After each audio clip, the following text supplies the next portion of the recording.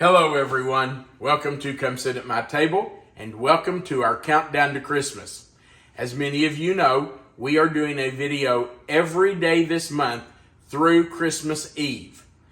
Now today we're going to do what I consider to be a really delicious dessert. We're making pecan pie bars.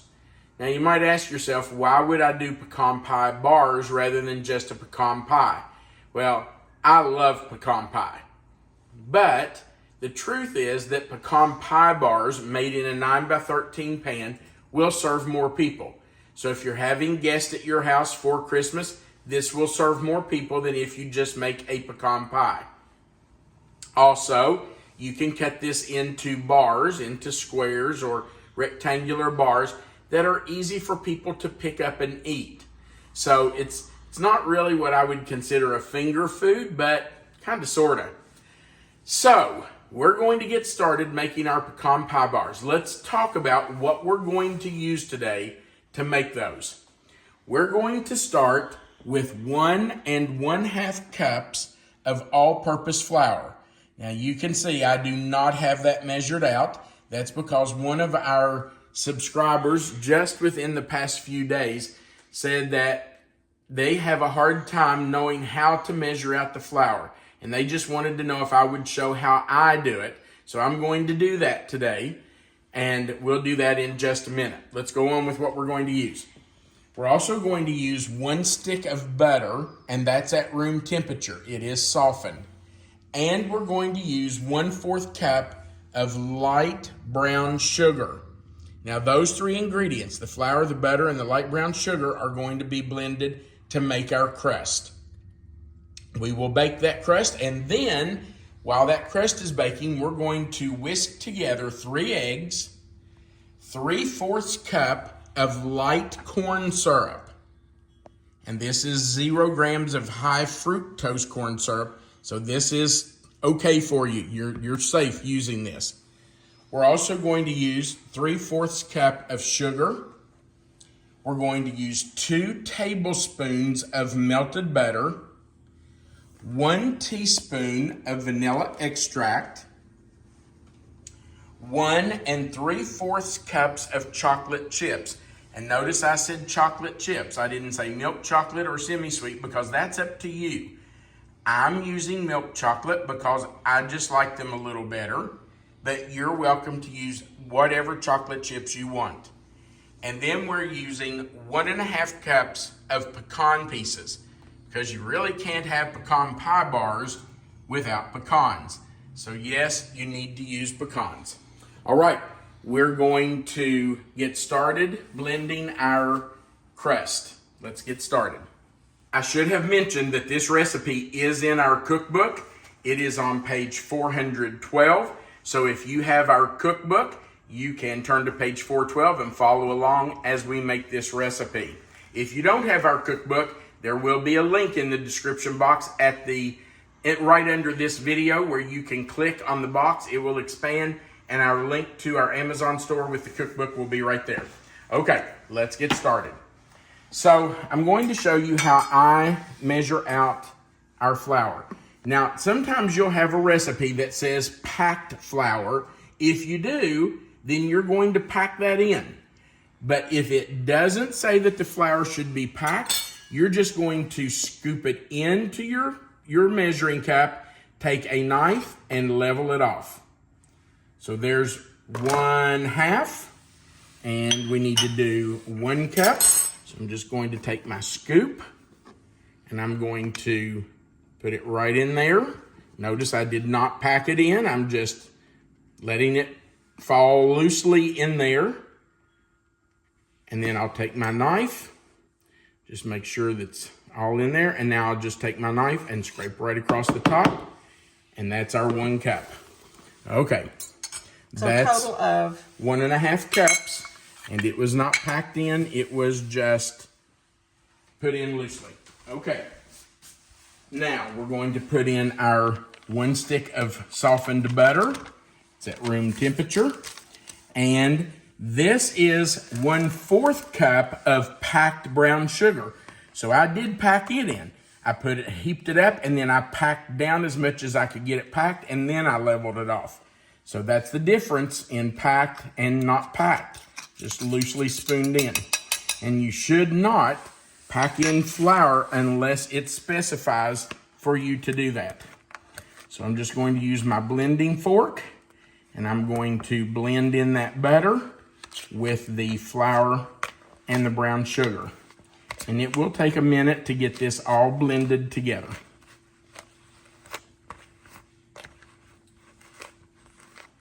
All right, you can see that our butter, brown sugar, and flour are pretty well blended. It's very crumbly.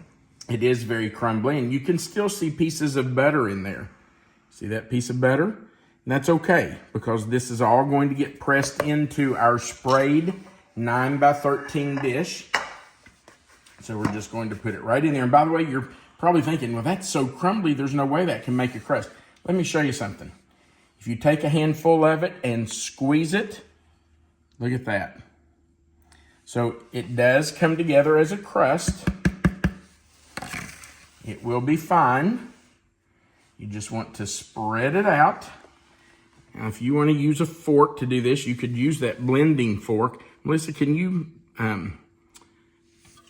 tag this blending fork? I will certainly look for one. Okay, so she will try to put a link down at the bottom of the screen if you want to buy a blending fork. And you could use it to spread out your crust. But honestly, the best way to get it packed down is just to use your fingers, use your hands. God gave you those fingers long before you learned how to use a spoon or a fork or a knife or anything else. So don't be afraid to use them. Just make sure they're clean. Make sure you've washed your hands very well before you start doing this. Okay, so just try to make it as even as you can. It's not going to be perfect. There are going to be some little humps in it. I like to go around the edges and make sure that the edges are not up on the side of the pan. You want it just to be a crust in the bottom. And now we have preheated our oven to 350 degrees. And we're going to put this in for 12 to 14 minutes. You can just kind of watch it. You don't want it to be really browned. So just keep an eye on it, 12 to 14 minutes. And when you feel like it's about done, take it out. All right, let's go in. Now, if you've looked at the recipe in the cookbook or in the description box below, you know that it says while the crust is baking to go ahead and stir together our other ingredients. So that's what we're going to do. Actually, we're going to whisk them together. So I'm going to break my eggs one at a time in this smaller bowl, just to make sure, well, look at that. I'm telling you, just to make sure we don't get any eggshells in it. And of course, there's one I have to fish out. Get all that egg out of that eggshell. We don't want to lose that. Okay, so that one's in. Number 2.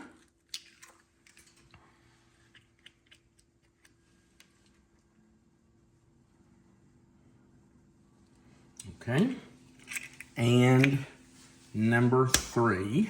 So put that in first. Number 3 going in. Get all the egg out of there. All right, that's all in. So next we're going to put in our light corn syrup.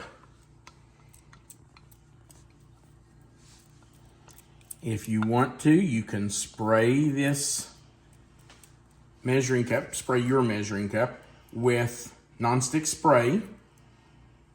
And that does help it slide out a little easier, but honestly, there's no guarantee that even doing that, it will come out completely. You'll still probably have to scrape some of it out. That's up to you. Sometimes I do spray and sometimes I don't. All right, so I got that out, and I'm going to use my whisk to clean that off because we don't want to waste any of that. All right, in goes our 3/4 cup of sugar and our melted butter, and this has congealed just a little bit, but that's okay. Actually, Melissa, I'm going to stick that back in the microwave. Don't leave me. Stay right there. Okay. And I'll put my vanilla in while we're waiting on that butter. 1 teaspoon of vanilla. Let's see if our butter has melted.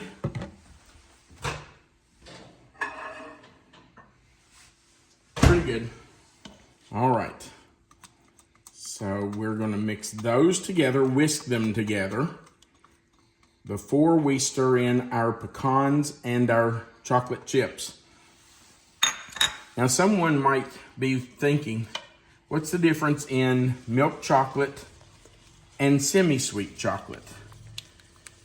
Well, milk chocolate to me seems to be sweeter. Semi-sweet would kind of indicate, semi means partway, halfway.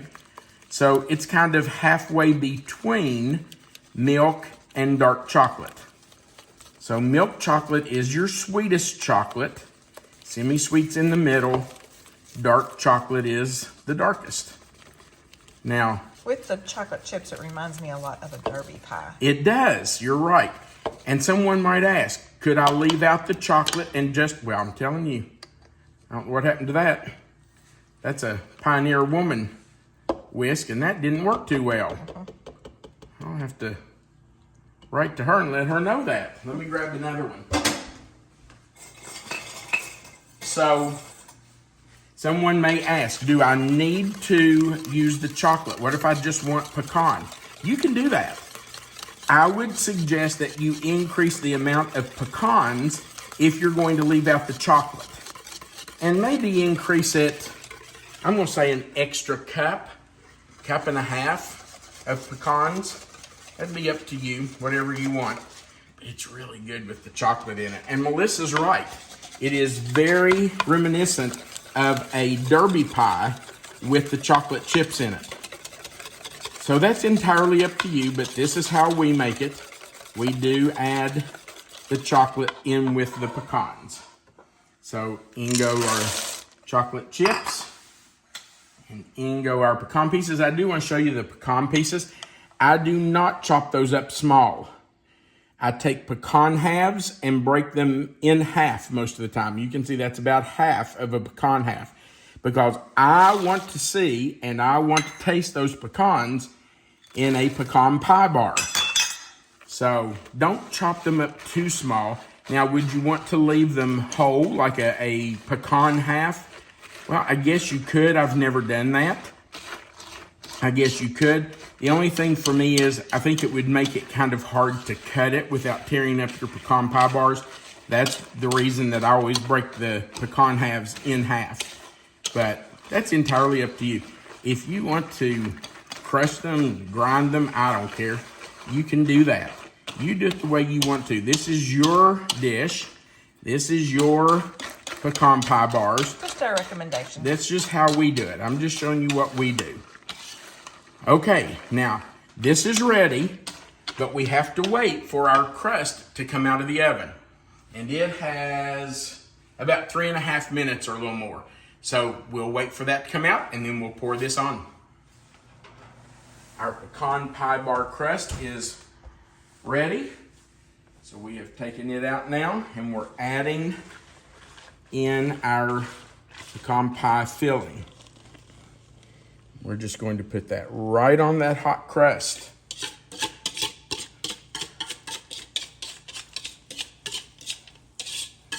We'll make sure we get all of that out of there.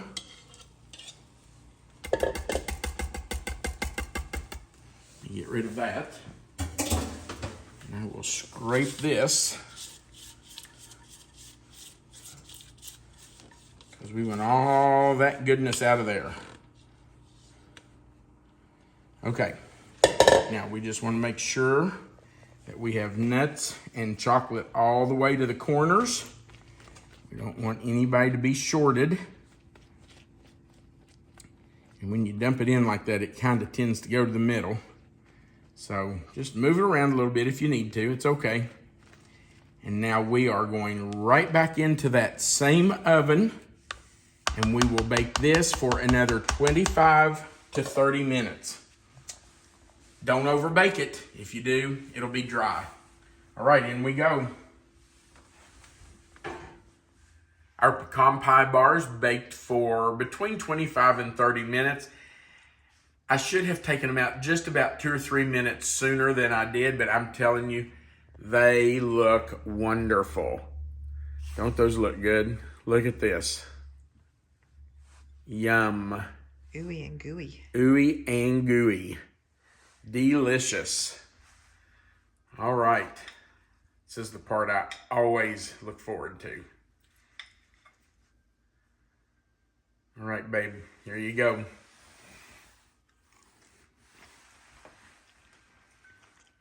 Oh my gosh, that's delicious. That's so good.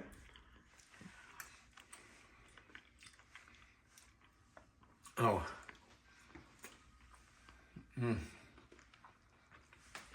Ooey and gooey is right. Wow.